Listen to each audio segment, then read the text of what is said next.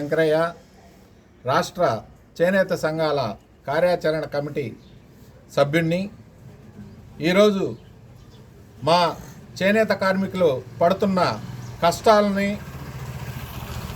అన్నిటినీ చూసి రాష్ట్ర వ్యాప్తంగా 16 చేనేత సంఘాలు, వస్త్ర వ్యాపారులు, వస్త్ర ఉత్పత్తిదారులు అందరూ కలిసి పార్టీలకు అతీతంగా చేనేతలకు మేలు చేయాలనే ఆలోచనతో చలో మంగళగిరి చేనేత గర్జన అనే కార్యక్రమాన్ని రూపొందించడం జరిగింది.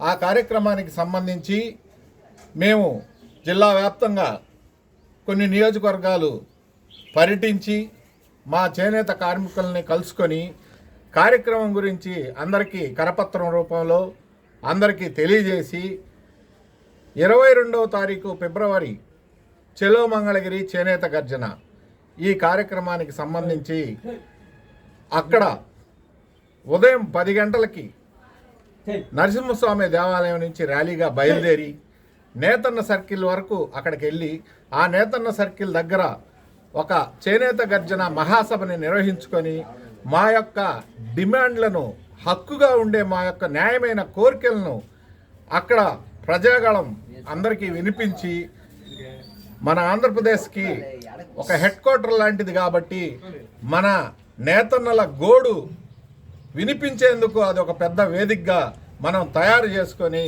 మన యొక్క హక్కులుగా ఉన్న నేతన్న నేస్తం పథకం కానీ, 50 ఏళ్లకు పెన్షన్ కానీ, అదేవిధంగా 200 యూనిట్లు కరెంటు ఉచితంగా ఇస్తానని చెప్పారు. ఇప్పటి వరకు దాదాపు 2 సంవత్సరాలు పూర్తవుతుంది, ఇప్పటి వరకు ఇవ్వనే లేదు. అలాగే జిఎస్టీ, మన చేనేత పరిశ్రమకు సంబంధించిన జిఎస్టీని రద్దు చేస్తామన్నారు. కానీ ఈరోజుకి దాని గురించి ఎక్కడ ఆ మాటే లేకుండా పోయింది. అందుకని మనం చూస్తా గమ్ముగా ఉంటే మన న్యాయమైన కోరికలు ఎవరో తీర్చరు.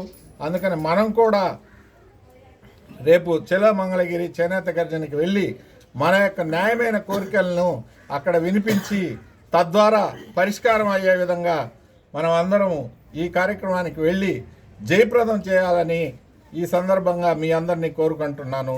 జై చేనేత.